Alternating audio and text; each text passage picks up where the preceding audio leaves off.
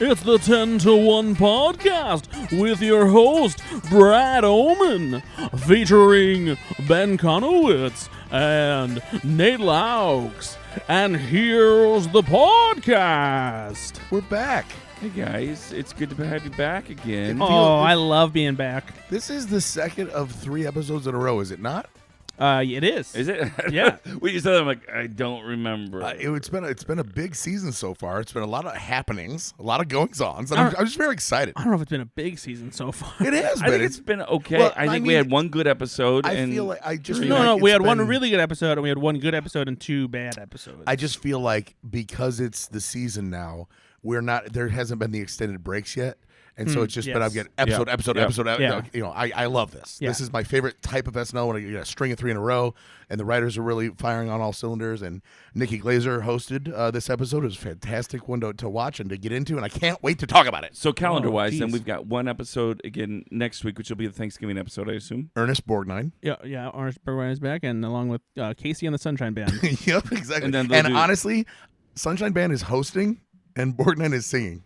It's a weird one. It's a weird one. And then we'll do 3 December episodes. Probably, I would assume they'll 3 probably start first week of December and then take a break for Christmas. All right. I like it. Yeah. Real quick, before we get into that, I wanted a shout out to cue card guy Wally. I don't know if you know this still, but during COVID, Wally, the cue card guy, they were letting him sell cue cards to make a little extra money, and he's still doing this. And To be clear, he's not selling cue cards from the show. I'm gonna But get there. no, I know, but that's what it You sounds. think everybody just stop listening right there? No, because it's even during COVID, he wasn't doing that though. Is what I'm saying. It's misleading. Use your words. It's Ben. only misleading when you cut me off halfway through the sentence. the way you phrase it matters. So Wally the cue card, you can buy cue cards from Wally. And what I mean by that is that you can have him write a Real custom quick, though, is phrase. that from the actual show, Yes. though?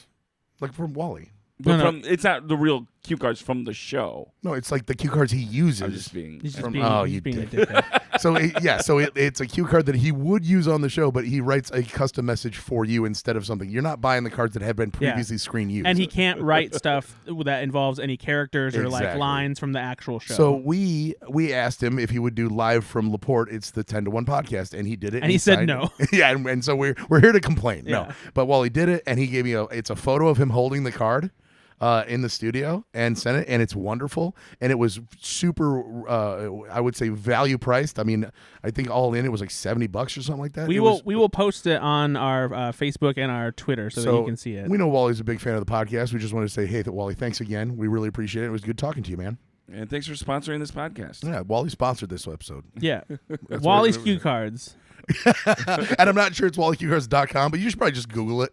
We'll put a note when we Bing post the cue card on our Facebook and Yeah. Twitter so that you can. So go I just do want it. to give a shout out because that was a really cool thing.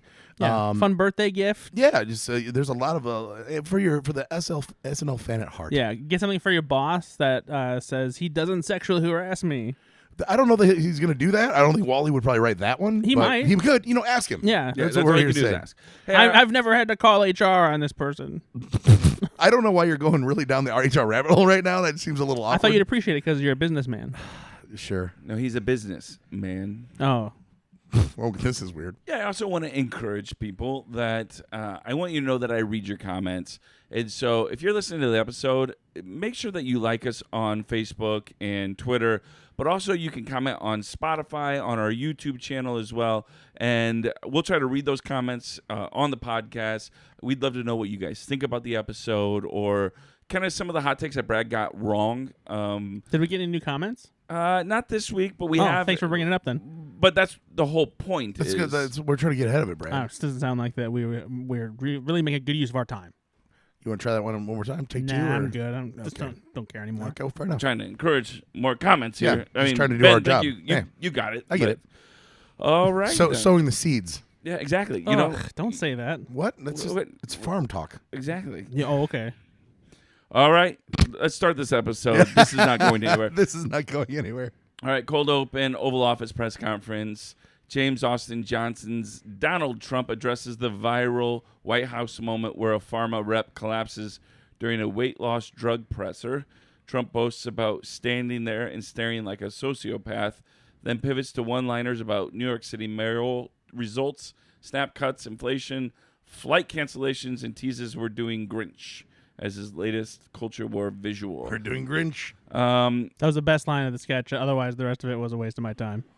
I disagree. Oh, go on. And that's the end of this segment.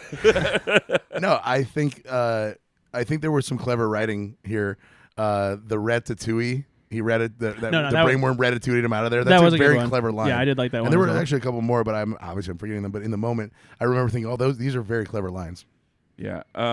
I didn't think this was very good. It started off very awkward of them trying to recreate the moment, and like it felt like very early on they were already behind on the commentary because like so many things had already been done about this. It's one of the tougher things about when something happens earlier in the week. SNL is a little bit late to the game, and especially in the Trump administration, right? And this was one of those things too where like what happened in that room with Trump and the photo was already so completely stupid and ridiculous that like there was nothing they could do to make it funnier. Yeah, it definitely suffers from that exact thing we talk about a lot, which is parroting this, especially this administration, because it is so bonkers. It is very hard. And then you couple that, it's exacerbated by the fact that it is, Saturday Night Live. But when did this happen, by the way? This thing happened on Tuesday. Tuesday or something like that. That's just way too long. This is the problem, too, is when it becomes predictable. I saw people after this happened, because people started laughing on Twitter about it, these kind of things. And people were like, I bet this is going to be on SNL. When you're becoming kind of predictable like that, and it was obviously on SNL, and so when you're becoming predictable like that, it just, I don't know. But also, for every time something like that happens, they also don't use it on SNL because there's been a lot of things that I bet you this is going to be on SNL. Oh, I can't wait to see what SNL does with this. But it wasn't so you can use that, but there was nothing new to it, right? Exactly, that's the biggest problem. It was just the scene. And okay, let's let James Austin Johnson do some funny little things. Just the usual Trump riffing. There's nothing super special about it. Which last week was much better. I was still defending because I did laugh at quite a few of the lines, though. I mean, it was very cleverly written. Even though it wasn't escalation, even though they didn't do much with it, the actual things that they were saying, like Trump was saying, were very funny. I'm telling you, he is good. No, I think that happens almost every time. Yeah, exactly. That's why, how it always is. Why don't you think he's funny? No, that is the hard thing.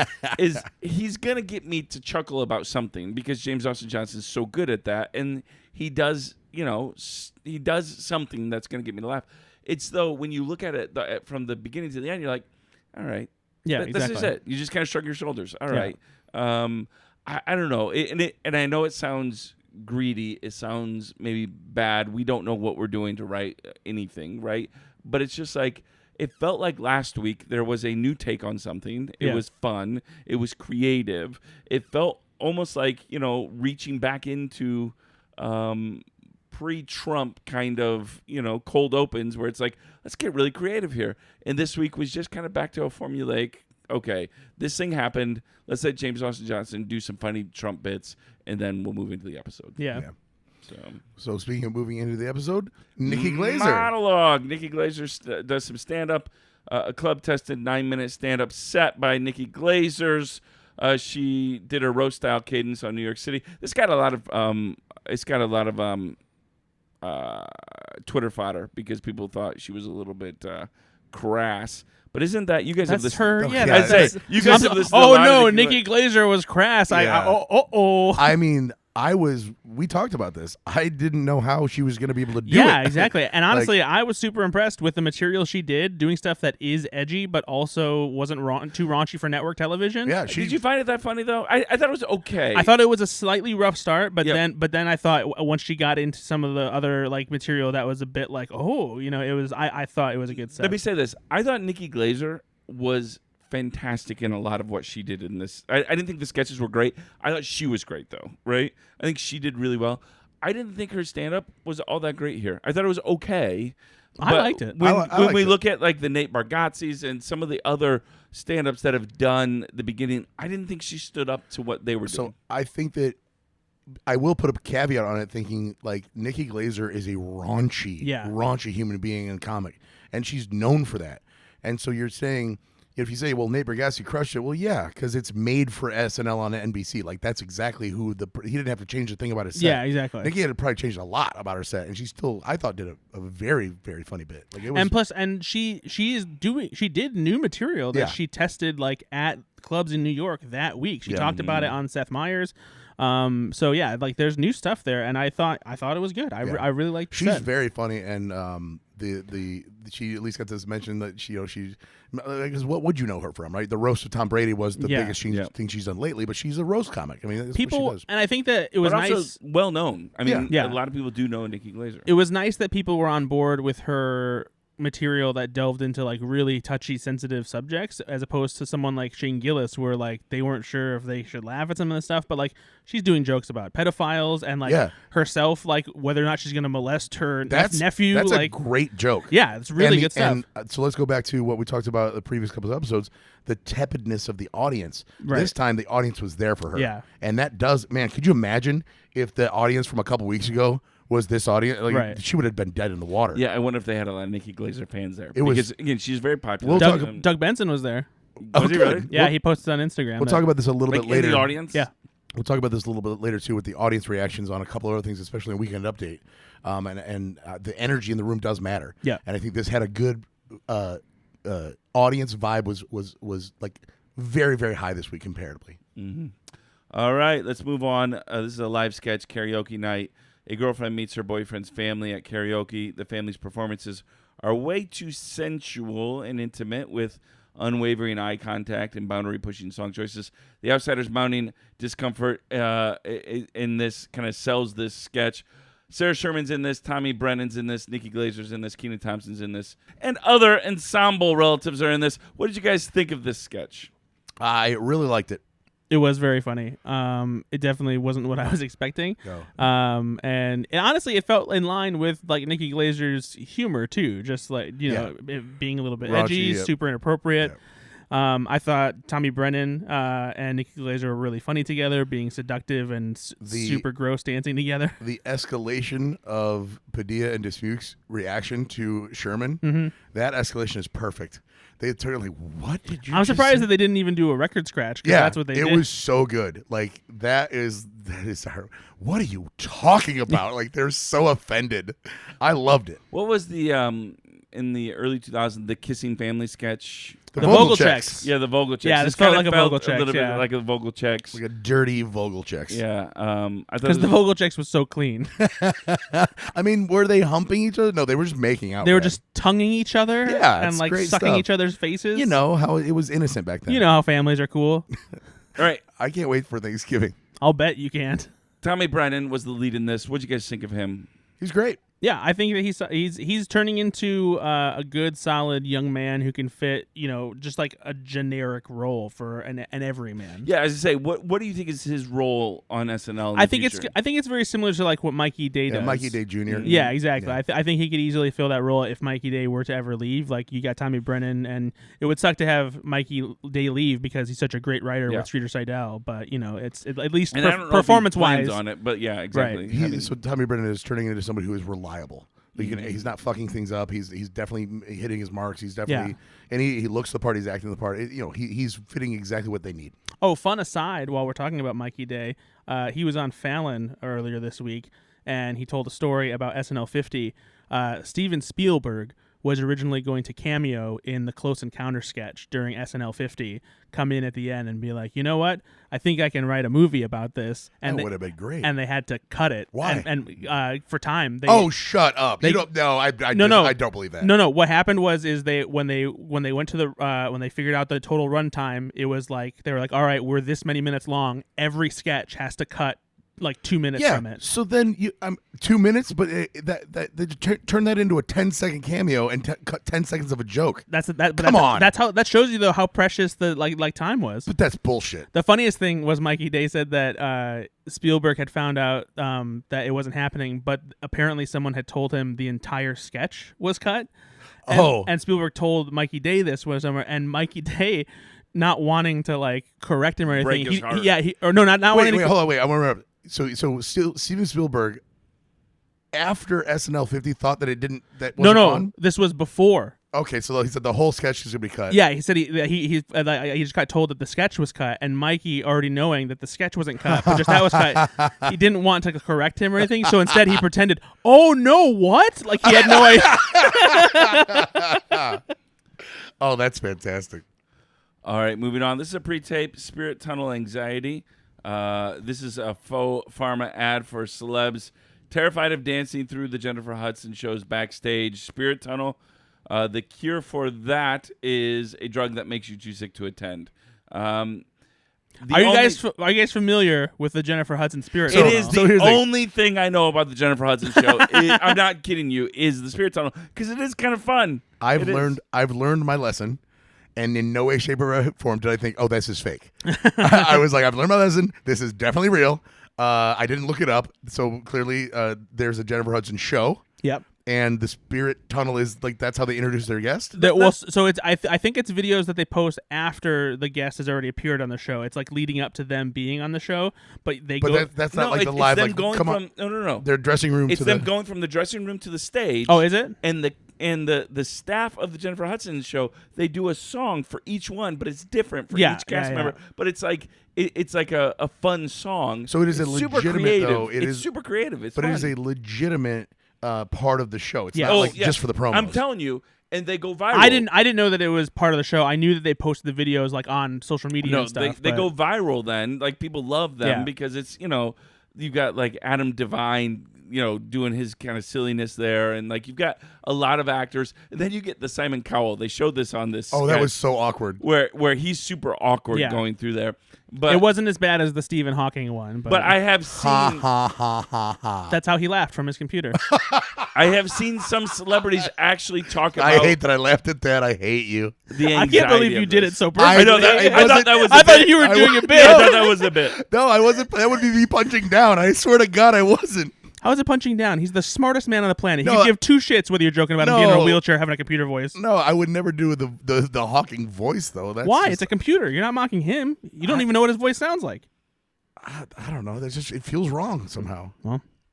All right, so this is a pretty simple premise. Obviously, a celebrity afraid to do this because they don't know how to dance, and so they take medicine that just makes them sick. I just love that it was Nikki Glaser herself doing this, and also like just roasting herself in a way about the things that she's done. And I guess she's terrified of this. Yeah, exactly. I didn't see it coming.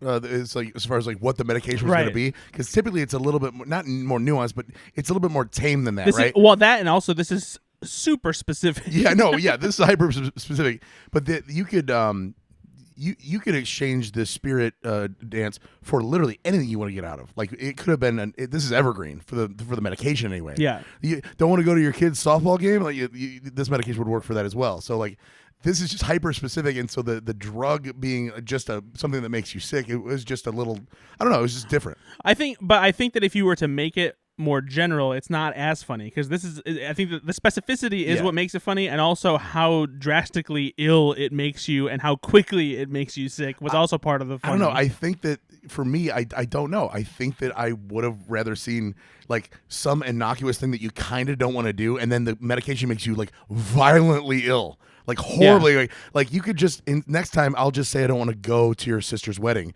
but I'm willing to take this medication that makes me legitimately like lose my hair and vomit and throw up and shit myself. And I don't know. I think there's room there for both, but yeah, no. Either way, I just didn't know that this was a real thing. Yeah, it's crazy, and this show's very popular.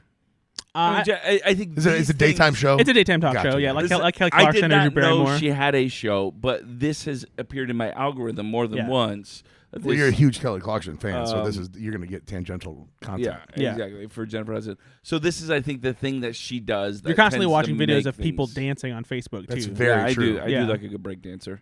So I thought this was fine. I didn't think it was great. I thought the premise was fine. Like it didn't have the reach for me. Like it wasn't like one of those things where I was like, everyone's been in that moment, right? But see, that's why that's why I liked it. I liked the hyper specificity of the premise, and I liked Nikki being herself, and the way that they utilized something that I thought Nikki was great in this, yeah, for sure. Because even if you haven't watched the Jennifer Hudson show, which I've never watched a single actual clip from the show other than these actual the dance tunnels. You have seen some of the dance tunnels. Yeah, of course, exactly. All right, moving on. This is a live sketch. Beauty and Mr. Beast. Disney's Beauty and the Beast reimagined. If Mr. Beast were the prince with Mr. Beast's challenges and things like that.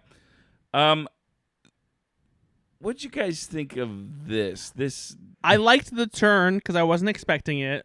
It did feel like Hold the on, do same. you like the term like when it's Mr. Beast that comes out? Yes. Okay. But I felt like the premise was repetitive. It was kind of the same thing, like of just here's a weird challenge for that I'm gonna force you to do instead. There wasn't a lot of escalation for me. Yeah. What did you think of Ben Marshall as Mr. Beast? That was great. It's the constant like smiling and like just kind of He impersonates him pretty well. Yeah, it's good stuff. I did like wish. that they did the really shitty art that they always use for the videos too. That was a great replication of that on YouTube, which apparently is something that works because they keep doing it, and lots of other people have done that with their videos too. I wanted more. I wanted more escalation, probably because the props department and set design is so good. Oh my god, the costumes, unbelievable. And so I think that they left a little on the table there where they could have transferred to like let's cut live to. And actually showed one of like somebody living in the CVS, right, or whatever. They could have done that. Did this need to be maybe a pre-tape? You think could that have been a better? I think that there was room for some real life like location stuff. Yeah, that would have been. If they would have done something that felt more like a Mr. Beast video, that might have been more. And fun. again, I'm not here. I'm no comedy writer. Absolutely not. But tell me about it. At the end of the day, I do feel like there's room for involving more of the set design in that. That could have helped it. That's all. Yeah, but you also wonder too because time constraints, all that stuff. I get it. That and also sometimes you probably want to go out of your way to make a sketch live so that you don't have as many pre-tapes, because it is Saturday Night Live, not Saturday Night pre-recorded. No, I get it, but there's also, if I'm pushing back on that, there have been multiple sketches where they just cut to a different camera and a different soundstage, like they're doing it live. Sure. So that's all I'm saying. Yeah. That's all I'm saying. All right, pre-tape American Girl Doll XL. Speaking of pre-tapes, yeah. Grown men fixate on life-sized American Girl dolls.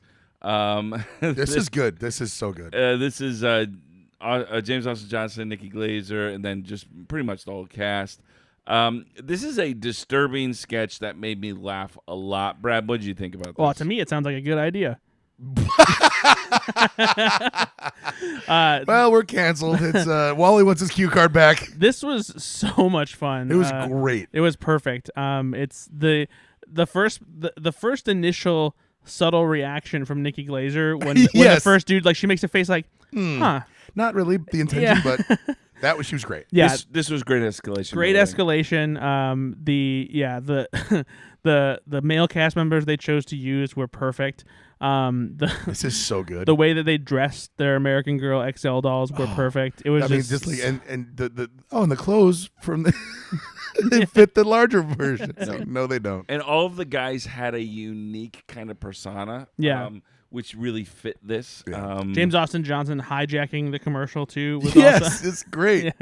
Yeah, no, this is, I have no notes, really. This is just a really, really well done sketch. Yeah, very, very good pre-tape. It was, just the... And so to your point earlier, Nate, this is one of those things where Nikki Glaser really shined. She was great. She was incredible in this. Yeah.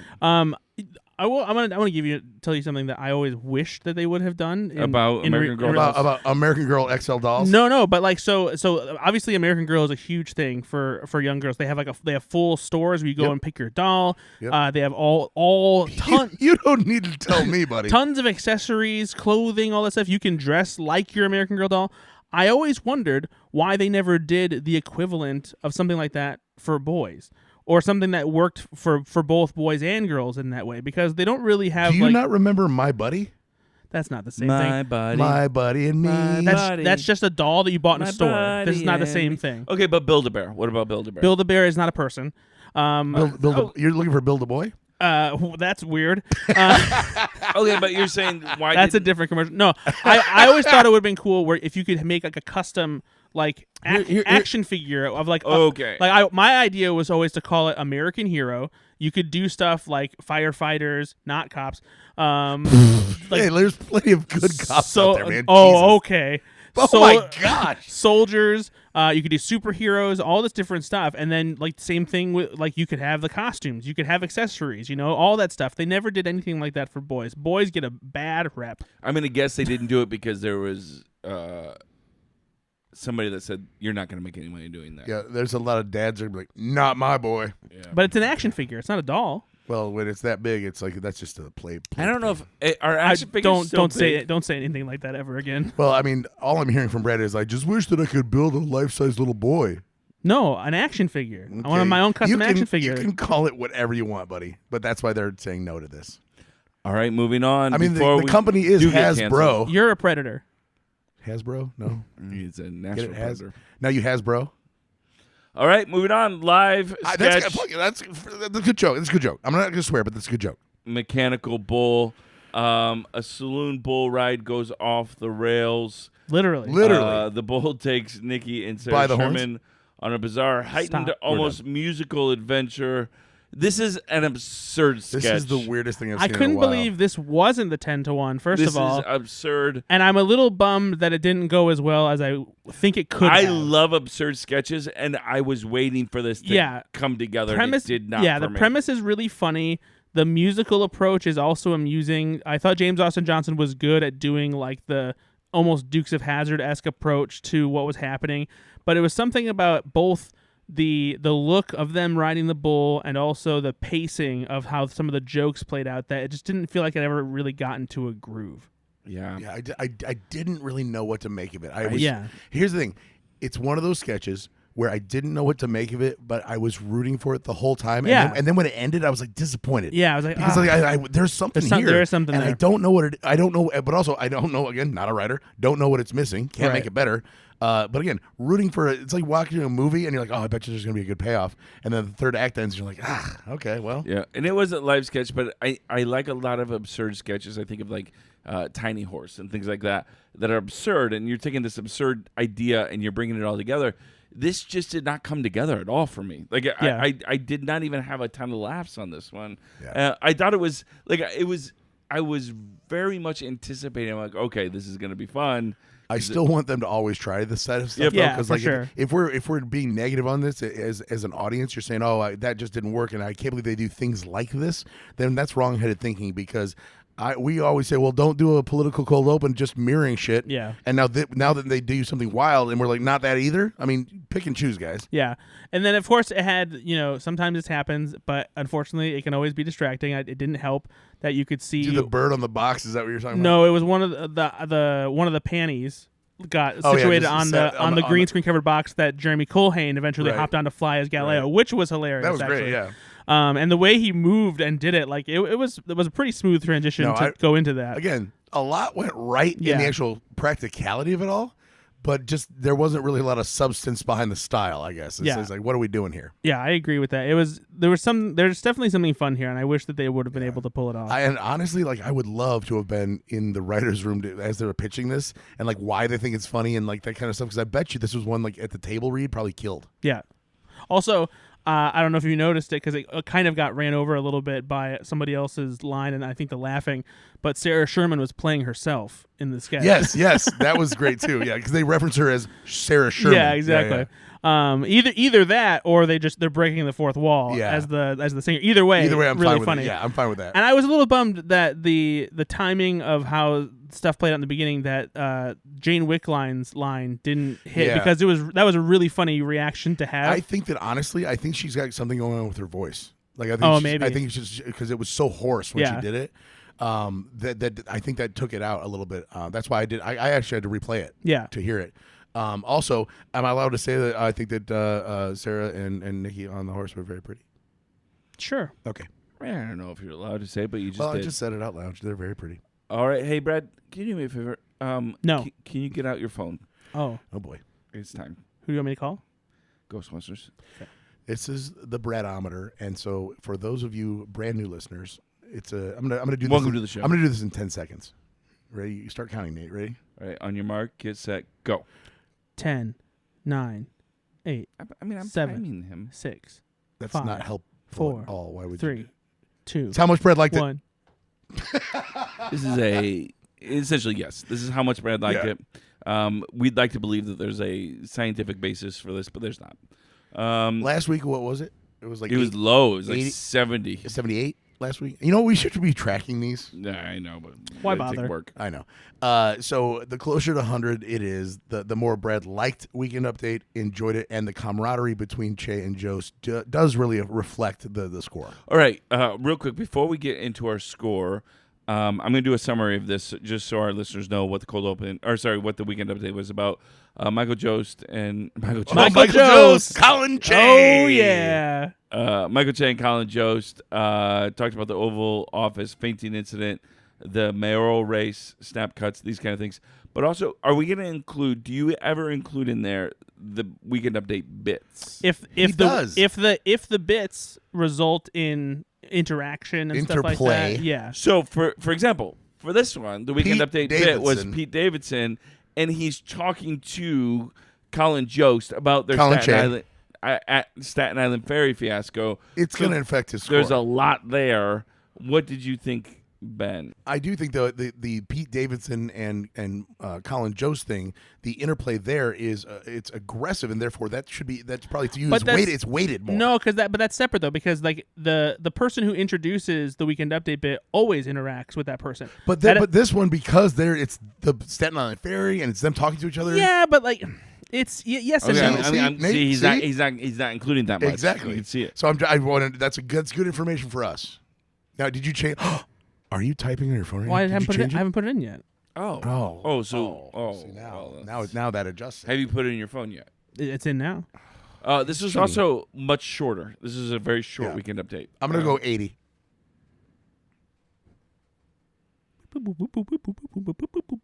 80 is a good one. I would have went with 80. Can I go with 80 or Yeah. no? I'm going to go with 80 as Sure. well. Oh, so close so far. It was 99. No, it went with 400. No, 82. Okay, I'm that's okay. pretty good. All right. 82. I think if we're within like 3, Yeah. that's 82, pretty good. 82, 82. So, Brad, tell us, what did you Why? like about Why it? 82? Funny.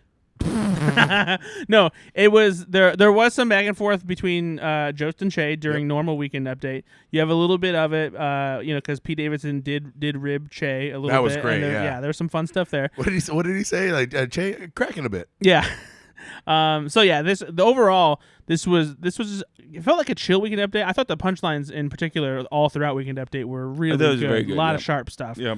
But yeah, Pete's energy I feel like there's more of a sober Pete is one thing. Yeah. Sober Pete for months or years is a different animal. It shows you how good he is. yeah. He's confident. He's cool. Wonderful. I would pay to see him do that stand up. I would immediately Yeah. pay to be front row to see that.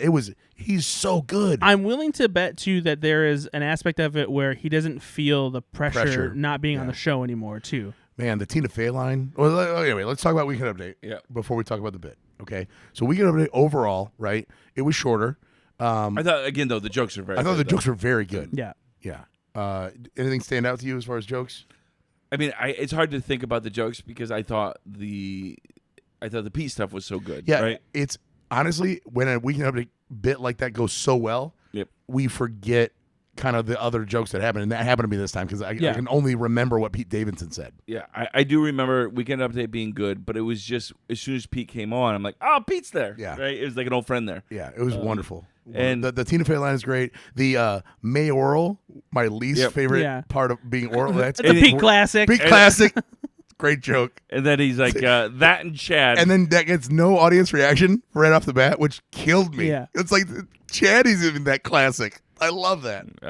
yeah, I love the self-deprecating Oh, kind I of nature love that him. Pete Yeah, has. yeah. I also know that Lauren actually loves Pete. Like he is obviously. I actually so there's that moment when like I Yep. wonder if that was like Lauren like for sure. reacting to. So let's talk about Elephant in the Room stuff, though. He did bring up the Rydati or whatever festival where he got paid to go to perform. Well, first of all, let's get our words right instead of just throwing around a random word that sounds vaguely Middle Eastern. What it's was the it? Ryad Comedy Festival. Yeah, the Rydati Comedy Festival. I Jesus said it out Christ. loud. The Rita Rudner Comedy Festival. Well, that would have been better than going there. He did bring it up, and I will say it's a little frustrating to have him be so flippant and like toss it aside because it is a really shitty thing that all these comedians went over there to do it. Did you hear Bill Burr talk about it? I did hear what Bill Burr said, and it still doesn't change my mind any. I respect Bill Burr, and I'm glad that he found some way to feel okay about it. At the same time, I will absolutely concede if they wanted to pay me to go to the Riot Comedy Festival, I would go in a heartbeat to get rid of my student debt. So it's a matter of integrity. Some people have it, some people don't. Some people want the money. Are you literally saying, and this is kind of not a bit,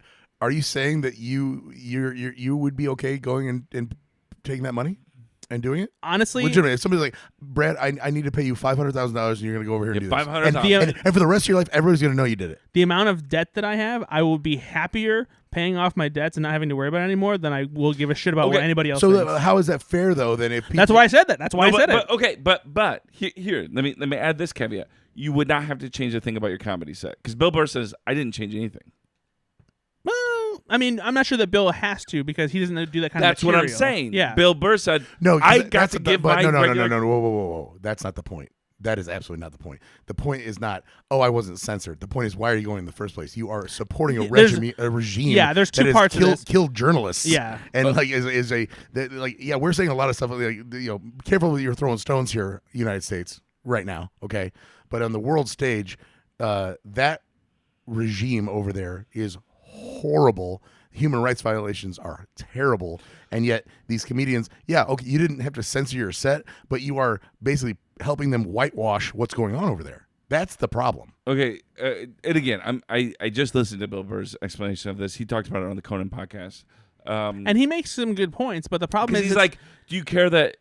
How many comedians do you know performed in Israel this year? I have no idea. Exactly, you don't, do you? You don't care. It's not that I don't care. It's that I didn't know. If I knew about it, then I would have an opinion. Okay, so would you think it's a violation of their morality if they perform in Israel? And that's the other thing. If you say, did you know that John Mulaney did Procter and Gamble, and they're a shitty or whatever Nestle? Yeah, they're Nestle, a shitty company, Nestle. And they took money from there. Why aren't you up in arms about that? But that's whataboutism, and I don't like that. Whataboutism. I can what about everything? Well, I decided to kick that puppy in the face. But somebody murdered somebody yesterday, so I get to kick that puppy in the face because what about the guy that did? That's what you're talking about here. It's very specific. As long as you can sleep at night, cool, good for you. But when I know about something and when I see that, I go, that's not right. And Bill Burr's point is like, hey, listen, I want Saudi Arabia to change. The way it's going to change is bringing somebody like me in there, and I get to do the thing that I do in Boston, the same that I get to do in Saudi Arabia. That is the only defense that actually sort of makes sense. And that's how he makes sense of it. If I feel in my heart that it really just isn't about getting paid, but I can go over there and I can perform my set the way I want to freaking do it, and there's nobody telling me that I can't, and I can actually open up some hearts and minds and get through to these people that are under a regime, that's okay. That's where I'm going, all right, there's room there. I know we got kind of off on a very serious topic here, but it's important. And Pete Davidson really just gloss over it, and the Weekend Update desk, and it's kind of like, oh, well, everything's fine now again, and that's kind of tough. Yeah, and I also it's in one of those things too where it's like anybody can say it. It's like, because they need the money. It's like, yeah, anyone needs the money, right. But like you have to have integrity in your decisions. I would rather see Pete Davidson star in Taxi 2 with Queen Latifah to cash in. Well, let's not say things we can't take back. But rather, you know what I'm saying? Like, there's other ways for these guys to sell out money if they really want to sell out. Yeah. And it doesn't need to be over bloodlust. Like, you can do it differently. But if anyone does want to give me blood money, I'm fine with it. Anyway, let's move on. I'm sorry I dragged it down. All right, so Pete Davidson sucked. I love him, though. I do love him. No, it was such a good bit at the desk. It was a lot of fun. You could tell that they were really enjoying themselves. And that story about their the actual ferry, ferry I saw it in the news, and people were starting to talk about like, but even Pete Davidson would be like, I'm not paying $5 for the paywall because I've got this huge debt. Yeah, that's great, man. Overall, I've really, really enjoyed Weekend Update. Even if it was very short, but I really liked it. I also loved the bits like when Pete started talking to Staten Island people too, and like doing like the racist bits. Yeah, he's so good. All right, moving on. A live sketch sorority meeting. A sorority's private meeting is infiltrated by a painfully obvious man in a cheap disguise who insists he belongs. I'm gonna have nightmares. Do you know who is? It's Tommy Brennan, right? Was he under there? No, they Oh, Mikey Day. Sorry. reveals at the end of the sketch. Sorry. Come on. I apologize. It looked like Tommy Brennan originally. But I'm glad you said that, though, did because you I know was it at going the to say beginning? I I did wasn't not know it at sure the if it was beginning. Mikey Day or Tommy Brennan because the eyes looked like it could be either one. Yeah. So originally, and that was my point. Is originally I really did think that it was Tommy Brennan. Yeah, and the voice was misleading It's hard. enough. It's It was hard to so tell. if we're giving him credit, like the next Mikey Day, there you go. But it was off-putting. It was kind of like I don't want to do this anymore. From I think you should leave. No, it was like white chicks. Honestly, Oh, yeah, it was that like too, yeah. watching white chicks again. Yeah, it did. Except this was funny. Yeah, this was funny. This was really funny, and I love because it's so physical, Yeah. right? The eating. That there's enough just to go wrong ridiculous. in this or to be silly, where you're getting the cast to kind of have a little bit of fun. Yeah, the fact that the vaping was yeah. not Oh, working. God. Yeah, and of course I really wish it was. Yeah. but also it made it funny. It made it funnier. Yeah. Yeah. Also, they gave Jane Wickline another good one-liner Yeah. too. It's like, am I gonna have to cut this bitch? Yeah, yeah. Good job, everybody. Good sketch. It was very funny. And this goes to show you the way that they can do something where they cut to something where it's partially pre-taped and not live because they had to cut to Dismukes taking the mask off Mission Impossible style. Yep. I liked it. All right. This was next one was an animated short. Brad and his dad. This one hit too close to home. A gentle, offbeat animated piece about a divorced dad struggling to connect with his video game obsessed son across a week of attempts. There was part of me that believed that this was Ben and I together as the dad. Yes. I'm the divorced one. Ben's trying to relate to, his stepsons. Yes. Like, it is one of those things. And my dad's dead. Yeah, and also And my name is Brad. His name's Brad. I mean, this was written by Mikey Day and Streeter Seidel. I love the animation. Yeah, the style. Yeah. I love this Slightly Beavis and Butthead-y Yep. a bit, almost Is it- TV Funhouse vibes Yeah. a little bit. Like, Is this the same kind of animation that did the other ones, the God one and I think so. the New York one and stuff?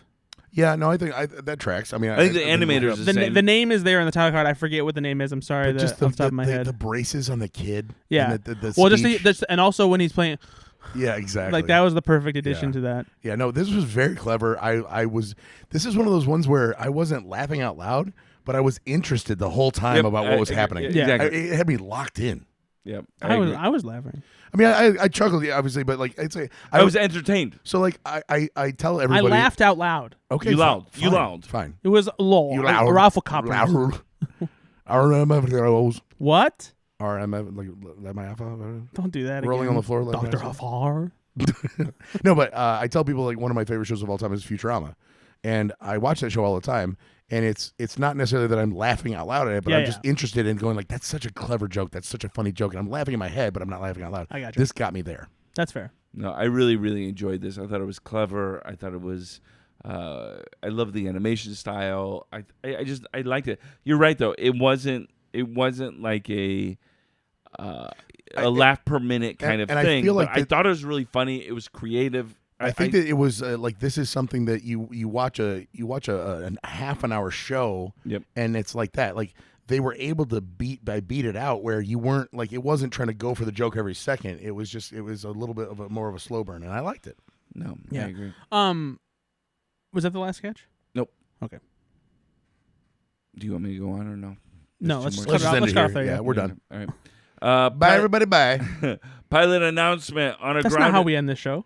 I know, I but I just I thought- know. That's go for Little- Yeah, you've ruined it. Little Easter egg. friends, we have another podcast. Go Fleece Yourself. You Yeah. want to listen to that one, you can. And listen That's to how Ben says bye. Ben and the podcast that way. I was hoping it was just going to be a small Easter egg for the people that would listen to both podcasts. But Oh, you know we're what? doing You- Easter eggs. Yeah, now. you called it out, and it got weird. Okay.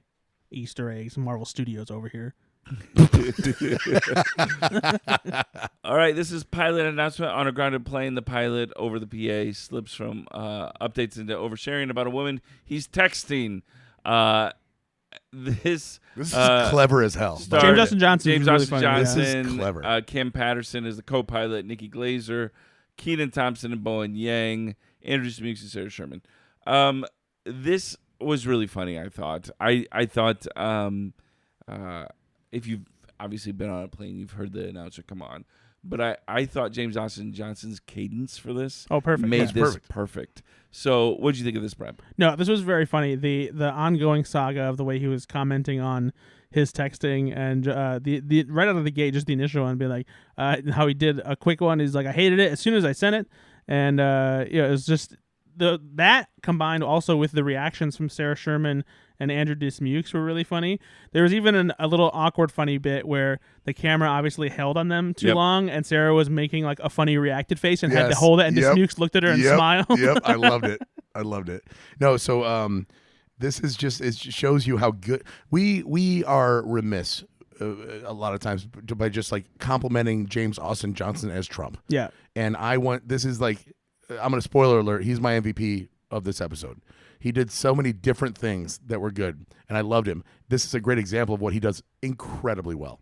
And also, part of me actually wishes, and I don't know if it would have taken away from it because then you wouldn't have seen the interaction between Johnson and Cam Patterson, if they would have just kept him audio only and had only the reactions in the cabin. But I did like I like Cam Patterson and him back and forth. I also the cartoon whispering was really funny too. Yes, that was good. That was But no, it's I can't say those words. The overshare is just a great premise. Like, what if a pilot really did this? And this is great. I really like this sketch. All right, last sketch of the night, Pinwheel. Nikki's childhood friends show up bearing pinwheels and become uncontrollably childish, ecstatic about them, derailing a heartfelt moment. So question.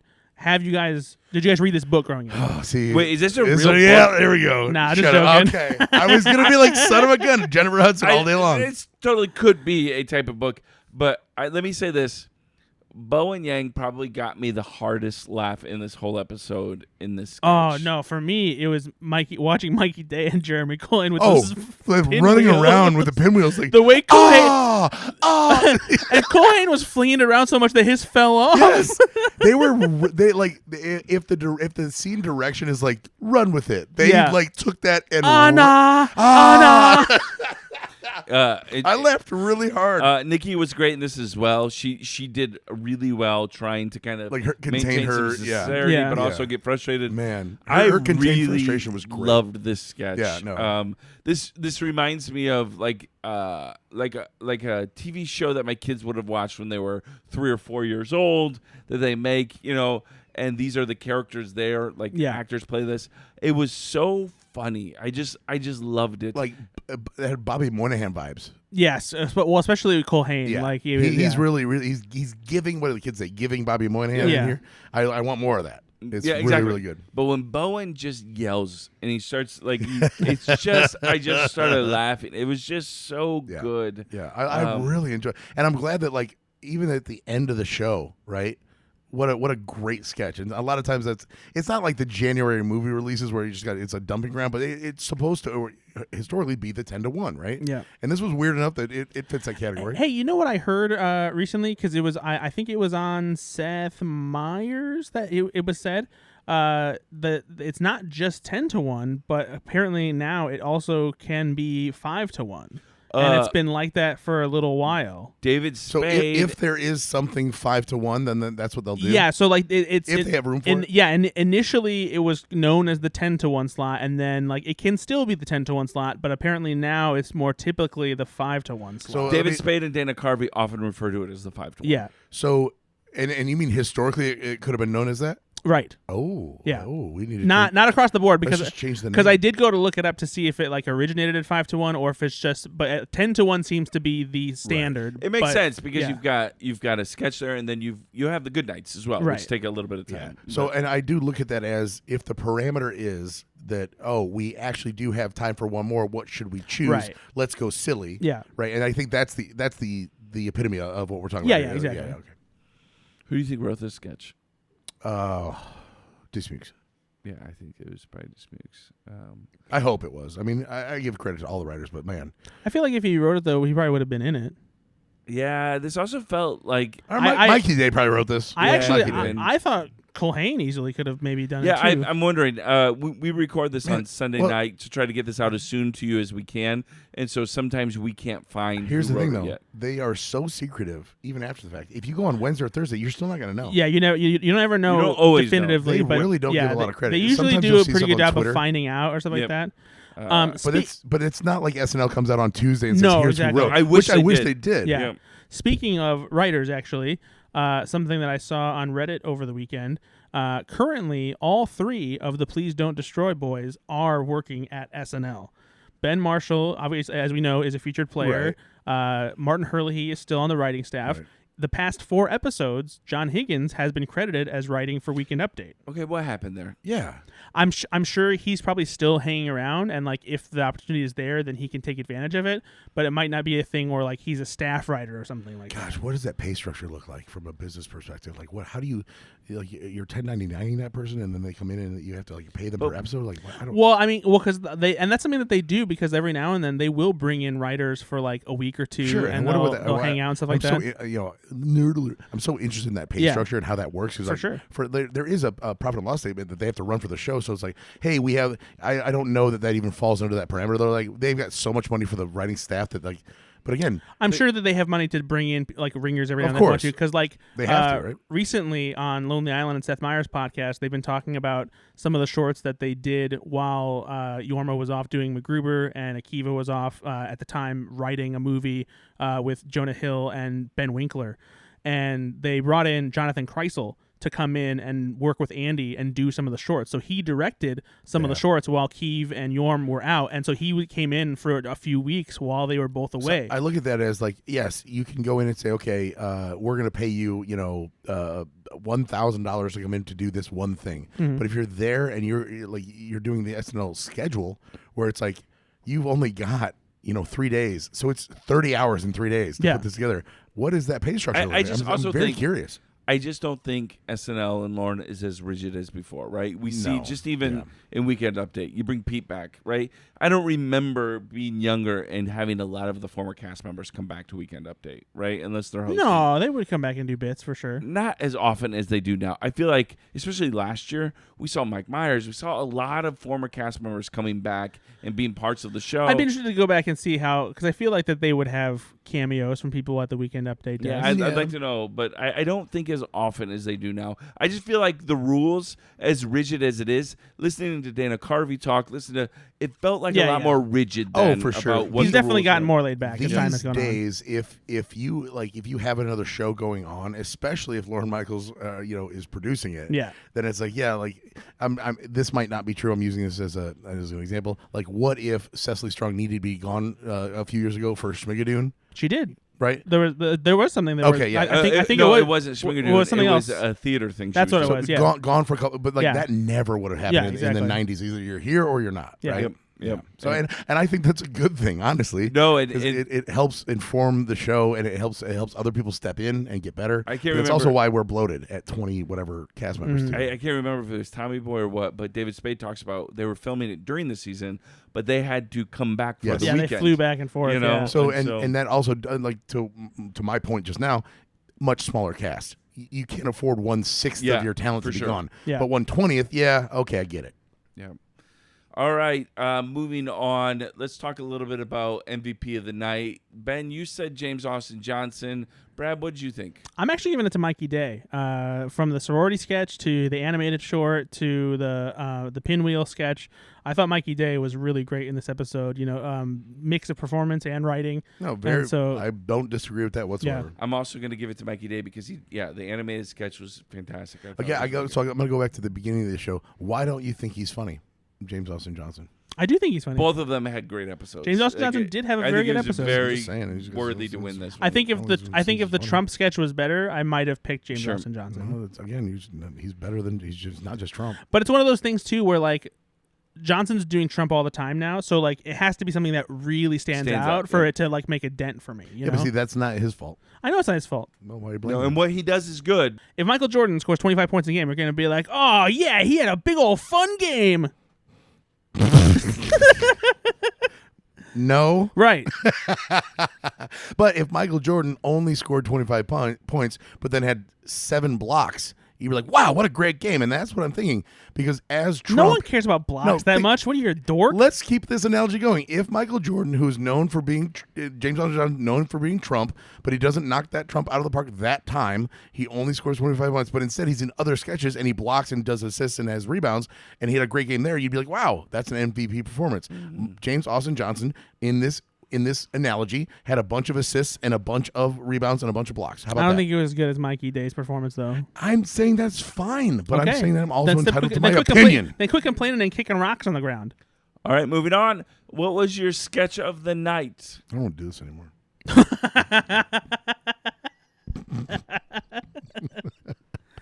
I'm going to go with American Girl Doll XL. I thought that was hilarious. I think that's mine, You too, beat me actually. to it. It was so... I mean...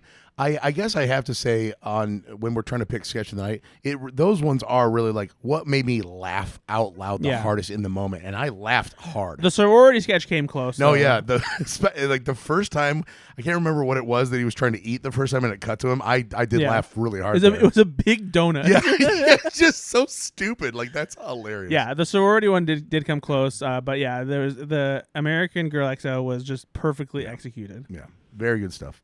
All right. Well, that is the show. We'd love to hear from you again. Comment on Spotify or Facebook, YouTube. Let us know what you thought. Who was your MVP of the night? What was your favorite sketch of the night? And let us know in the comments. We've got a new episode next week, right? We sure do. Glenn Powell. Running Man's coming out, so Glenn Powell's going to be hosting. I forget who the musical guest is. It's like Olivia Rector or Garth. Olivia Dean. Oh, yeah. It's Paula Dean's cousin. Is doing music. Paula Dean's cousin. Yeah, made music out of buttermilk pancakes. Yep, and I'm here for it. I don't know. But yeah, I'm excited to see Glenn Powell. Glenn Powell, not only is he a handsome devil, but he is hilarious. And I'm very excited to see what he can do with sketch comedy. I feel like, just seeing a few interviews here and there, I feel like he's very self-aware. Yeah. He's got a good head on his shoulders. He's got good comedy timing. He's got a real good head on his Calm shoulders. down. Whoa. Handsome man. Put your hands where I can see them right now. I've been watching Chad Powers. He's very funny. He's also probably talking about that. Right? He's got Running Man coming out, but also Chad I'm Powers. sure he'll mention it, but it's for Running Man. Mm-hmm. Yeah, Running Man's coming out. But yeah. But again, though, he's very I got funny. a show on Hulu. Grow up. Wow. All right. Oh, Football Doubtfire fun. Football Doubtfire. Is that your joke? No, it's mine. Is that your joke or not? No, yeah, it's mine. Like, you just came up with that. Yeah, it's not a bad or a hard joke to make. Like, but like, I just thought that sounds like something you read somewhere. No, I read it on Twitter. Yeah, me too. You're not even on Twitter anymore. No, I'm on X. All right. Well, we want to hear from you. Again, go to the10to1.com. If you're not subscribed, please smash that subscribe button. Yeah. And thrust that button. Give it a hard push. Rate and review the podcast. We appreciate it. It helps other people know that we're out there. We are the number 6 most liked. Yeah. Hold on. No. No. We are the most... Wait, hold on. We are the 6th most liked SNL podcast of all time. Brad, shut your mouth. No, okay. Shut up. You shut up. Okay, hold on. That made more sense. I thought you were going to reference that other terrible podcast list that we were on. That it's like no one did a real ranking of this list. Isn't that what you were talking about? No, you said SNL podcast. There was a general sketch comedy podcast list that had us ranked above Comedy Bang Bang, and it's like, no. But there was another one. That's what I was talking about. There was another one that was just an SNL. Yes, that one makes more sense, and it's probably still not true, but I like to say it. I don't know. I think that we're probably the best SNL podcast other than Fly on the Wall, and even then, sometimes we're better than Fly on the Wall. No, if you have actual SNL people involved, I'll tip my cap and I'll walk on. I like to think that I have interviewed SNL people. I know. So that's fine. That's okay. Wow. Yeah, tangential. Okay.